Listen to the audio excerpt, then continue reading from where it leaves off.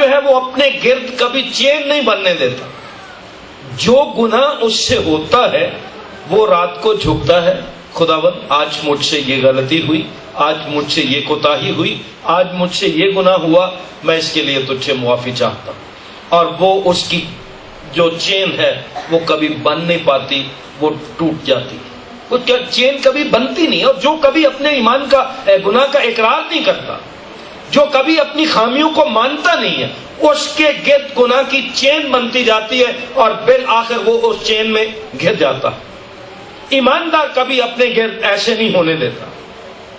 جس طرح عقاب اپنے پر جھاڑ دیتا ہے, اسی طرح ایماندار اپنے لیے جب دعا کرتا ہے اور وہ دعا کے ذریعے اپنے گناہ جو ہیں, میں سمجھتا ہوں کہ ان کو دور کرتا رہتا ہے کہ خداوند مجھ سے یہ کوتاہی ہوئی, میں اس کے لیے تجھ سے معافی چاہتا ہوں.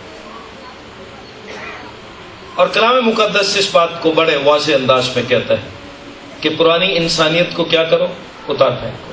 اور پھر اگر دوسرا کرنتھیوں کا خط پڑھے تو وہاں بھی ہمیں رسول یہ بتاتا ہے کہ پرانی انسانیت کے متعلق کیا لکھا ہے. کرنتھس کی کلیسیا کے نام پولس رسول کا دوسرا خط 5واں باب 17ویں آیت پڑھ رہا ہوں. اس لیے اگر کوئی مسیح میں ہے تو وہ نیا مخلوق ہے, وہ ہر روز نیا مخلوق. پرانی چیزیں جاتی رہیں, دیکھو وہ نہیں ہو گئی. اس لیے ایماندار دعا کے ذریعے, خدا کے ساتھ رفاقت کے ذریعے سے عقاب کی مانند جس طرح وہ اپنے پر جھاڑتا رہتا ہے, ایماندار بھی اپنے گناہوں کو خدا سے کے سامنے لا کر اپنے گناہوں کو اپنے اوپر حاوی نہیں ہونے دیتا.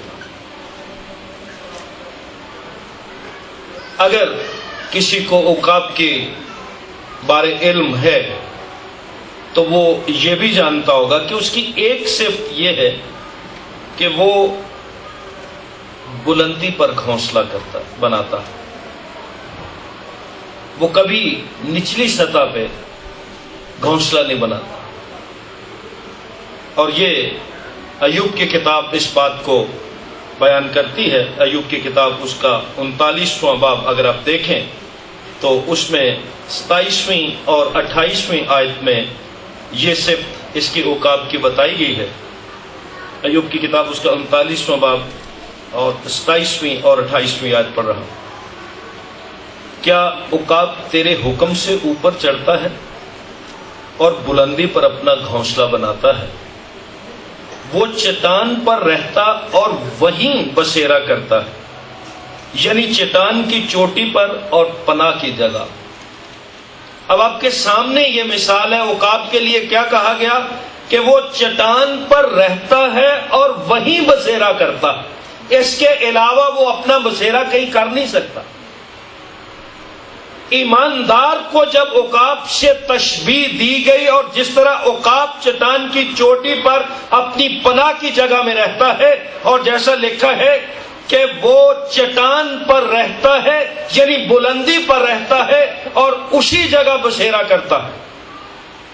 کبھی آپ نے عقابوں کو ان چڑیوں کی طرح, ان کووں کی طرح چھوٹی چھوٹی پرواز, نیچے پرواز کبھی کرتے دیکھا؟ کبھی ان کو چھوٹے چھوٹے درختوں پہ یا نچلی سطح پہ گھونسلے بناتے دیکھے؟ اگر ایماندار کو عقاب سے تشبیہ دی گئی ہے تو کوئی نہ کوئی تو مطلب ہے نا. جیسا میں نے ایک بیان کیا کہ وہ عصر نو تو جوان ہوتا ہے, کلام مقدس نے کہا کہ ایماندار جو ہے وہ عصر نو جوان ہوتا ہے. پھر دوسری صفت تو یہاں ہم نے دیکھی وہ یہ ہے کہ وہ بلندی پر اپنا گھونسلہ بناتا ہے, چٹان پر رہتا ہے اور وہیں بسیرا کرتا ہے. یوسیہ کی کتاب کے 26ویں باب میں اور 4 اور 5 آیت اگر آپ دیکھیں تو خداوند یسوع مسیح, اس کے بعد ہم دیکھیں گے کہ نئے عہد نامے میں ہمیں کیا کہا گیا. اب تک خداوند پر اعتماد رکھو کیونکہ خداوند یہوہ ابدی چٹان. عقاب اپنا کہاں گھونسلہ بناتا ہے؟ چٹان پر, اور پھر کیا کرتا ہے؟ اسی چٹان پر وہی اپنا بسیرا کرتا ہے. اور کلام مقدس مقدس ایمانداروں کے لیے کہتا ہے کہ خداوند یہوہ ہی ہماری ابدی چٹان ہے. ابدی کا مطلب ہے ہمیشہ تک رہنے والی. افسوس ہم پر کہ اگر ہم اپنا بسیرا اس چٹان کے علاوہ اور کہیں کر لیتے. عقاب سے تشبیہ دی گئی. عقاب ایک ہی جگہ بسیرا کرتا ہے اور اب پر افسوس ہوگا اگر ہم اپنا بسیرا جو ہے خداوند یہوہ چٹان کے علاوہ اور کہیں کا. اس لیے کرنتھس کی کلیسیا کو جب خط لکھا گیا 10ویں باب کی 4 آیت جب ہم دیکھتے ہیں تو وہاں مسیح خداوند کے بارے لکھا گیا. وہاں یہ بتایا گیا کہ یہوہ ہماری ابدی چٹان ہے. بیابان میں اسرائیل چلتے تھے اور ایک چٹان میں سے انہوں نے پانی پیا. جو کچھ انہیں پانی کی صورت میں مہیا کیا گیا. کرنتھیوں کا پہلا خط اس کا 10واں باب اور اس کی 4 آیت میں یوں لکھا ہے اور سب نے ایک ہی روحانی پانی پیا کیونکہ وہ اس روحانی چٹان میں سے پانی پیتے تھے جو ان کے ساتھ ساتھ چلتی تھی اور وہ چٹان مسیح تھا.